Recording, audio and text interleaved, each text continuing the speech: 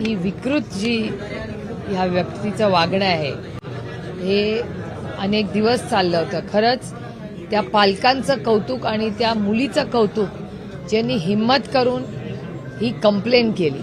मला असं वाटतं आपण सगळ्यांनीच हा एक समाज म्हणून अशा लोकांना कॉन्फिडन्स देखील दिला पाहिजे की तुम्ही अशी एखादी कंप्लेंट केली तर तुमचं खच्चीकरण होणार नाही, उलट तुम्हाला न्याय मिळेल. त्याच्यामुळे माझी महाराष्ट्र सरकारला विनंती आहे की आता, आणि एक गोष्ट मी प्रकर्षाने बोलू इच्छिते इथे, की महाराष्ट्राचे आणि पुणे जिल्ह्याचे जे एसपी आहेत, पुणे जिल्ह्याचे एसपी आणि या दौंडमधली सगळी पोलीस यंत्रणा यांचं मी मनापासून आभार मानते आणि खरंच मनापासून कौतुक करते की पोलीस यंत्रणेने कंप्लेंट आल्या लगेच ॲक्शन घेतलेली आहे. कुटुंबाला न्याय मिळवण्यासाठी अतिशय पटकन पोलीस यंत्रणा, पुणे जिल्ह्यातली एसपी आणि त्यांची टीम यांनी ॲक्शन घेतली, आले, अटक झाली, पॉस्कोची केस लागलेली आहे आणि अतिशय संवेदनशीलपणे पोलीस आणि मळदमधले, दौंडमधले सगळे नागरिक हे एकत्र मिळून अशा घटना पुन्हा कधीही होणार नाही याच्यासाठी आपल्याला काय करता येईल याच्यासाठी एकत्रपणे सहकार्य करायची भूमिका जी मळद आणि पोलिसांनी घेतली ही खरंच एक कौतुकाची आपल्यासाठी गोष्ट आहे. मी नागरिकांचे, त्या पालकांनी ज्यांनी हिम्मत करून ही कंप्लेंट केली, कारण का या एका पालकांनी कंप्लेंट केल्यामुळे अनेक मुलींचं आयुष्य उद्ध्वस्त हा नराधामांनी केलं असतं, त्यांना वाचवण्याचं काम हिने केलं आणि अशा नराधामाला तातडीने खूप मोठी शिक्षा झाली पाहिजे. आता त्यांनी नक्की काय काय कृती केली आहे ह्या हळूहळू गोष्टी बाहेर येत आहेत आणि अशा कृतीला फाशीशिवाय माफी नाही. आमच्या सगळ्यांचा आग्रह राहील की अशा व्यक्तीला फाशीचीच शिक्षा मिळाली पाहिजे. ते आता आपण शाळेमध्ये केलं होतं, पण आजही तुम्ही स्वतः पाहिलं की वर्गामध्ये अंधार होता. हो, मी बघितलं ते, कारण का मलाही वाटलं की वर्गात मुलं दिसत आहेत, मग अंधार का दिसतोय. तिथे लाईट आहे, पंखा आहे, तरी लाईट लावला नव्हता. त्याच्यामुळे केवढीशी छोटीशी गोष्ट आहे, एक बटनच दाबायचं, पण का त्या शिक्षकांनी हे करू नये आणि अंधारात मुलं ठेवतात, हा खरंच मोठा प्रश्न आहे. मी स्वतः ठरवलंय की पुढच्या महिन्याभरात मी एक पत्र लिहिणार आहे, सरकारशीही बोलणार आहे की बारामती लोकसभा मतदारसंघ आणि शिरूर, जिथे मी आणि अमोलदादांनी काल रात्रीच आमची चर्चा झाली की अमोल कोल्हे आणि मी अगदीच आमचे मतदारसंघ लागू नये म्हणून आम्ही एक मोठा प्रयोग करणार आहोत दोघं मिळून, की आपल्या जिल्ह्यामध्ये प्रत्येक शाळेमध्ये वीज, शौचालय आणि नुसतं वीज नाही, याच्यात वीज आहे पण लाईट वापरली जाते का नाही, मुलांची सुरक्षितता, याच्यासाठी आम्ही एक वेगळं मॉडेल डेव्हलप करायचा प्रयत्न करतोय. सरकारशी आम्ही चर्चा करणार आहोत आणि आमचे जिथे जिथे खासदार आहेत आम्ही एक मॉडेल तयार करून जर ते यशस्वी झालं तर आम्ही बाकीच्यांबरोबरही शेअर करू. हा राजकीय विषय नाही. अमोलदादा स्वतः डॉक्टर आहेत, आम्ही काही तज्ज्ञही म्हणजे पॉस्कोचे वगैरे अनेक तज्ज्ञ आहेत, पोलिसांचा इनपुट करून आमचं काय मदत महाराष्ट्र सरकारला, कारण का सरकार कुणाचंही असू दे, काही सामाजिक विषयामध्ये राजकारण बाजूला ठेवून खूप सिरियसली आणि सिन्सिअरली या विषयात काम झालं पाहिजे असं माझं मत आहे. नाही, मी आता इथून गेल्या रेस्पींशी पुन्हा बोलणार आहे. काल एका अतिशय जबाबदार आणि संवेदनशील पत्रकारांनी मला फोन केला आणि खरंच मी सगळ्या पत्रकारांचे कौतुक करते. कालही मी बदलापूरच्या केसमध्ये केलं, आजही मी पत्रकारांचं कौतुक एवढ्यासाठीच करते कारण का पत्रकारांनी जी आयडेंटिटी आहे त्या मुलीची ही कुठेही लीक होऊ दिली नाही. मी खरंच तुमचं खूप आभार मानते आणि कौतुक करते की तुम्ही हा मुद्दा मांडताय, पण कोणीही मुलीची ओळख किंवा कुटुंबाच्या ओळख किंवा तिच्या घरी कोणीही गेलेलं नाहीये, याबद्दल मी तुमचे आभार मानते आणि असंच संवेदनशील आपण सगळ्यांनी वागलं पाहिजे. तुम्ही जी मागणी केली आहे की पुढे आपण काय करणार आहोत, तर अर्थातच पहिली मागणी आपल्या सगळ्यांचीच आहे की फास्ट ट्रॅक कोर्ट, एक चांगला वकील आणि आम्हाला न्याय आणि कृती एकदा नक्की काय काय पुढे आली, म्हणजे फक्त टेक्स्टिंग पुरतं आहे का पुढे काय काय, ह्या सगळ्याची आम्ही माहिती घेतोय. ती एकदा माहिती गेली असेल तर अशा नराधामाला फाशी व्हावी अशी आमची मागणी आहे. एक मिनिट, हा विषय पूर्ण झाला. हा महिलांचा एक विषय घेऊया, मग बाकीचे. बदलापूरचे जे काही पीआय होते त्यांची बदली आता करण्यात आली, मुंबईला बदली करण्यात आली. बघा, नुसत्या बदल्या घेऊन वरून हा प्रश्न सुटणार नाहीये. गृहमंत्र्यांनी या बाबतीत थोडंसं संवेदनशील झालं पाहिजे.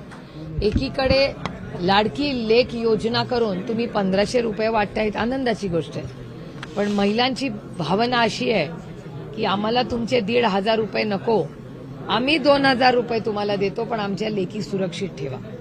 त्यामुळे दुर्दैव आहे की 200 कोटी रुपयाच्या जाहिराती हे सरकार करू शकतं, पण तोच निधी पोलिसांना किंवा शाळांना किंवा शिक्षकांना या सुरक्षिततेसाठी खर्च केला जातो.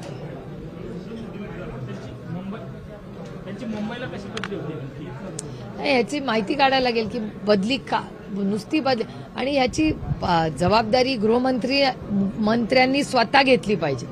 नुसतं खालच्या सगळी यंत्रणेच्या बदल्या करून त्यांना याच्यातून मुक्तता नाही. ते या राज्याचे गृहमंत्री आहेत. आमच्या अपेक्षा आहे, तुम्ही सत्तेमध्ये आहात, गृहमंत्री आहात राज्यातले, आमची अपेक्षा आहे की या सगळ्या केसेसमध्ये फास्ट ट्रॅक कोर्ट असले पाहिजेत. आणि अशा लोकांना कुठे प्रायव्हेटली, म्हणजे माननीय मुख्यमंत्र्यांचंही मी स्टेटमेंट ऐकलं की 2 महिन्यात फाशी दिली. कुठे दिली, कुठल्या केसमध्ये? ते म्हणतात 2 महिन्यात फाशी दिली. कुठली केस आहे सांगा तरी, आम्हाला कळलं तरी पाहिजे की या राज्याला जर असं होत असेल. पण आम्हाला ही माहिती कुठेच मिळत नाहीये. आता माहिती नाही, आता कसं म्हणणार, एवढ्या मोठ्या पदाच्या माणसावर हे बोलणं अयोग्य आहे. पण 2 महिन्याच्या आत कुठली केस झाली, काय प्रोसेस फॉलो केला? जर 2 महिन्याच्या आत फाशी झाली असेल तर जी घटना बदलापूरला घडली, अकोल्याला धरली, आपल्या दौंडमध्ये इथे झालेली आहे, या सगळ्यांनाच 2 महिन्याच्या आत फाशी द्या ना. मग जर एकदा काहीतरी महाराष्ट्राने मॉडेल केलं असेल तर ते सगळीकडेच व्हावं. इथे नाही, वर्दीचा धाक लागला नाही. दुर्दैव आहे की ह्या सरकारमध्ये पोर्सची जी घटना झाली, रक्त बदलेस तोवर हिंमत गेली यांची. म्हणजे ब्लड सॅम्पल बदललं इतका. म्हणजे तुम्हाला आठवत असेल कोण, ललित पाटील ना, मला आता ड्रग्ज जे ससूनमध्ये राहत होते तर रोज रात्री फिरायला जात होते. त्याच्यामुळे प्रशासन आणि यंत्रणेचा धाकच या सरकारमधला कुणाला राहिलेला नाही. प्रत्येकाला वाटतं की पैशानी कुठलाही प्रश्न सुटू शकतो. हे दुर्दैव आहे की सगळे प्रश्न पैशानी नाही हो सुटत. आणि अतिशय असंवेदनशील सरकार आहे. बदलापूरच्या केसमध्ये तुम्ही काय झालंय सगळ्यांनी पाहिलेलं आहे. ते रस्त्यावर लोक उतरले नसते तर बदलापूरची घटना ही कधीच बाहेर आली नसती.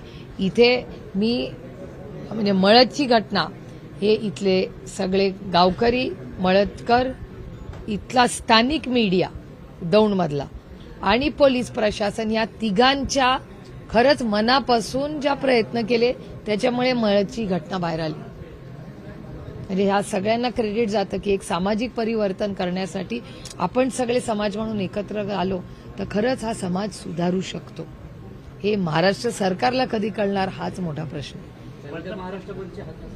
हो, उद्या महाराष्ट्र बंदाची हाक केलेली आहे अतिशय शांततेच्या मार्गाने. या सगळ्या किती घटना घडल्यात बघा ना. मला वाटतं या 8-10 दिवसात तुमच्याच सगळ्या चॅनल्सवर आम्ही पाहिल्यात, एक 8-10 घटना अशा घडलेल्या. हे दुर्दैवी. आणि प्रशासन करतंय काय? आणि या लोकांना साथ द्यायला नको आपण. हा बंद हा अधिकार आपल्याला संविधानाने भारतरत्न डॉक्टर बाबासाहेब आंबेडकरांनी दिलेला आहे. तुम्ही बघताय की जेव्हा बंद किंवा आंदोलन केलं तो लोकांवर FIR होत आहे, जेलमध्ये टाकलं जात आहे. दुर्दैव आहे की महाराष्ट्र सरकार हे संविधानाच्या विरोधात त्यांच्या सगळीच कृती असते. Z+ सुरक्षेला पवार साहेबांना Z+ सुरक्षा दिली, त्यावरून पवार साहेब माझी जी काही दौरा आहे तो दौऱ्याची माहिती केंद्रीय पातळीवर मिळावी यासाठी. हे आमचं भाग्य की आदरणीय पवार साहेबांवर प्रचंड प्रेम करणारे आणि विश्वास ठेवणारे लोक आहेत. आणि कुठलीही प्रशासकीय यंत्रणा किंवा सुरक्षितता आणि सर्वसामान्य मायबाप जनता आणि आदरणीय पवारसाहेब यांच्यामध्ये सिक्युरिटी कधी आलेली नाही आणि कधी येणारी नाही. आता का ठेवली, कशाला ठेवली याचं उत्तर तुम्हाला गृहमंत्र्यांनाच विचारावं लागेल. ताई, जय पवारांचे बारामतीचे दौरे वाढले आहेत. आज त्यांनी काही दिवसांपूर्वी स्टेटमेंट केलेलं आहे की पार्लमेंटरी बोर्डात जय पवारांच्या उमेदवारी संदर्भात निर्णय घेतला जाईल. आता बारामतीमध्ये अशी चर्चा आहे की युगेंद्र पवार विरुद्ध जय पवार असे मोठ्या प्रमाणात चर्चा निवडाली. मला खरंच याची काय माहिती नाही कोण ते. आणि कसं आहे, दुसरे के घर में क्यों झाको. ही लोकशाही आहे. प्रत्येकाला इलेक्शन लढायचा अधिकार आहे. तुमची इच्छा असेल तुम्ही पण लढू शकता. उद्धव ठाकरेंच्या सीएम पदावरून काँग्रेस नाराजी असल्याचं असं नाही, उद्धवजींची इच्छा आहे की मुख्यमंत्र्याच्या नावावर चर्चा व्हावी. काँग्रेसचं आणि आमचं मत आहे की आपण चर्चा करूया आणि मला असं वाटतं जेव्हा महाविकास आघाडीची चर्चा होईल तेव्हा याच्यावर आपल्याला सगळ्यांना बोलता येईल. हर्षवर्धन पाटील बी तुतारी वाजवण्याच्या तयारीत आहेत, काय सांग? नाही, हे मी तुमच्याचकडून ऐकते. मालेगावमध्ये नितेश राणेंच्या विरोधात आता भाजप जरा थोडंसं करते, कारण ते बदलापूरवरून नितेश राणे मला बाई याची काही माहिती नाही. काही भाजप आणि संघटना बदलापूरमध्ये असा आरोप केला गेला होता की बाहेरचे आंदोलक आले होते, मात्र आता स्पष्ट झाले की स्थानिकच होते. फक्त बाहेरचे 2 जण होते आणि बाकीचे सगळे आंदोलक जे आहेत ते स्थानिक होते. भारतीय जनता पक्ष खोटं बोल आणि रेटून बोल याचं आणखीन एक उदाहरण. आणि मला एक मिनिट सांगा, काल मी बदलापूरचं आंदोलन मी आणि प्रशांत जगतापांनी पुण्यामध्ये केलं. मग आंदोलन करणं हे काही चूक आहे? म्हणजे आवाज उठवणं या देशामध्ये हा आपला अधिकार भारतरत्न डॉक्टर बाबासाहेब आंबेडकरांनी आपल्याला दिलाय. म्हणून आम्ही जेव्हा तुम्हाला म्हणतो की संविधान विरोधी हे सरकार आहे, ह्याचं आणखीन एक उदाहरण आहे. आणि बदलापूरच्या तमाम मायबाप जनतेला ज्या वेदना होत्या, किती असंवेदनशील आहे बघा हे सरकार. झालंच ना, दूध का दूध पाणी का पाणी, कळलंच ना शेवटी की ते स्थानिकच लोक होते. म्हणजे हे भारतीय जनता पक्षाचं फेक नॅरेटिव्ह, हा शब्द माझा नाही आहे, भारतीय जनता पक्षाचा आहे. भारतीय जनता पक्ष आणि त्यांच्या मित्र पक्षांनी बदलापूरच्या मायबाप जनतेचा आणि ती घाणेरडी जी कृती झाली त्याच्या विरोधात बोलायच्या ऐवजी फेक नॅरेटिव्ह करून महाराष्ट्राच्या इमानदार लोकांचा अपमान केलाय भारतीय जनता पक्ष आणि त्यांच्या मित्र पक्षांनी. असे खोटे नाटे, हे जे फेक नॅरेटिव्ह वगैरे शब्द वापरतात ना, हे त्यांनाच लागू होतात. निवडणुका जवळ आलेली सत्ताधारी पक्षातून आता महाविकास आघाडीकडे त्यांचा कल केला जातो, त्याच्यासाठी आपण सामील करून घेणार आहे का अशा नेत्यांना महाविकास आघाडी?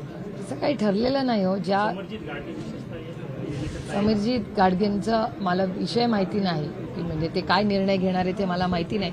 पण एक गोष्ट नक्कीच सांगेन की समरजित गाडगे हे एक अतिशय कार्यक्षम, एक नवीन नेतृत्व, अनेक वर्ष ज्यांनी संघर्ष केलेला आहे असं नेतृत्व आहे. आणि माझ्या अशा नवीन कर्तृत्व आणि प्रामाणिक अशा नेतृत्वांकडून खूप अपेक्षा आहेत. त्यांनी कुठल्याही पक्षातून लढावं, पण नवीन पिढी जी सगळ्यात महत्वाची गोष्ट आहे की ती प्रामाणिक पिढी आहे. ते प्रामाणिकपणे काहीतरी राज्यासाठी आणि देशासाठी करू शकतात. तर समरजित गाडगेंसारख्या लोकांनी पुढे आलंच पाहिजे.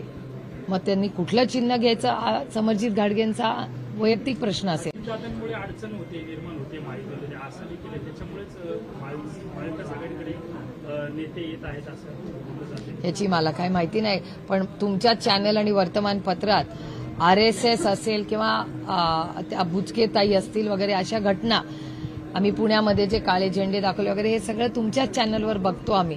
पण तो महायुती ना, महायुतीचा अंतर्गत प्रश्न आहे. कारण का महायुती सातत्याने भारतीय जनता पक्ष हा अजितदादांचा विरोध करताना अनेक ठिकाणी दिसते. पण तो अजित पवार आणि भारतीय जनता पक्ष, अजित पवार स्वतःहूनच भारतीय जनता पक्षावर गेले, पण भारतीय जनता पक्षाला नक्की काय करायचंय हे त्यांनी पण ठरवलं पाहिजे. तो भारतीय जनता पक्ष आणि अजित पवारांचा अंतर्गत प्रश्न आहे.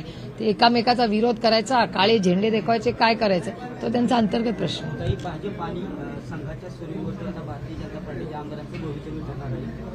भाजप आणि संघाच्या 2 सर्वे घेण्यात येणार आहेत आणि त्यानंतरच उमेदवार कोणाला द्यायची त्यांचा अंतर्गत प्रश्न आहे ना, आपण कसं म्हणणार. MPSCच्या विद्यार्थ्यांना आंदोलन करावं लागतं. हे दुर्दैव आहे की हे अतिशय असंवेदनशील सरकार आहे.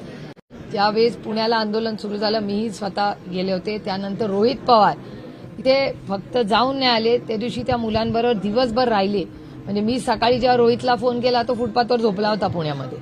पण त्या मुलांसाठी जे कष्ट करून, हे जे शेतकऱ्यांची मुलं मेरिटवर स्वतःच्या कर्तृत्वावर काहीतरी करू पाहता, अशा मुलांवर अन्याय करायचं पाप हे असंवेदनशील सरकार सातत्याने करतंय. मग शेतकरी असतील, मुलं असतील, महिला असतील, या सगळ्यांमध्ये अतिशय असंवेदनशील. हे खरंच खुर्चीवर प्रेम करणारं सरकार आहे आणि त्यांना फक्त आता त्यांना बोलायला काहीही राहिलं नाही. महागाई, बेरोजगारी, भ्रष्टाचार, UPS सगळंच त्याच्यामुळे एक काहीतरी ते लाडकी बहीण योजना घेऊन 200 कोटी रुपये खर्च करून वणवण फिरतंय सरकार. कारण तुम्ही विचार करा, लाडकी बहीण योजना सोडून त्यांच्याकडे दुसरं काहीच नाही सांगायला. 2 वर्ष आहेत ना सत्ता, पण मग महागाई वाढली आहे का? वाढली आहे. बेरोजगारी वाढली आहे का? वाढली आहे. भ्रष्टाचार हा सरकार आल्यापासून वाढलाच आहे, हा आरोप आहे माझा या सरकारवर. आता तुम्ही बघताय महिलांवरचे किती अत्याचार वाढले आहेत. आज किती 8 दिवसातच किती उघडकीस आले.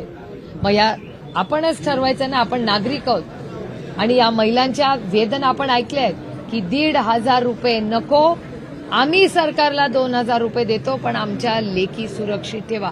हे मी म्हणत नाहीये, या राज्यातली प्रत्येक महिला. तुम्हाला मी बोलले तर तुम्हाला वाटेल मी राजकारण करते. मी हे राजकारणापुरतं म्हणतच नाहीये. एक लक्षात ठेवा, मीही एक मुलगी आहे, मी एक आई आहे, मी एक बहीण आहे. एक आई, बहीण, नागरिक, आत्या, मावशी या सगळ्या नात्यात मी आहे. त्यामुळे प्रत्येक घरामध्ये प्रत्येक महिलेला 1,500 रुपये आणि नातं 1,500 रुपयांनी विकत नाही घेता येतो. नाती ही प्रेमाने आणि विश्वासाने जपली जातात, ती विकत मिळत नाही. तो काय साबण नाहीये, गेलं 1,500 रुपये घेतले आणि आणलं, असं नसतं. या सरकारला दुर्दैव आहे की या सरकारला नातं आणि व्यवहार यातलं अंतरच करत नाही. व्यवहारात पैसे असतात आणि नात्यामध्ये प्रेम आणि विश्वास असतं. यांना वाटतं 1,500 रुपये गेले, ते 50 खोके एकदम ओके. ते 50 खोकेला ती 10 गेली असतील विकत, आम्ही नाही. नात्याचा अपमान आहे हा लाडकी बहीण म्हणणं. आम्ही म्हणणं सुरक्षित बहीण. आम्ही 2,000 रुपये देतो आणि ज्या ज्या महिला भगिनींनी हे केलेलं आहे, खरंच त्यांच्या वेदना या सरकारने समजून घेतल्या पाहिजेत. ओके, चला, थँक्यू. आम्हाला जाऊ दे पुढे.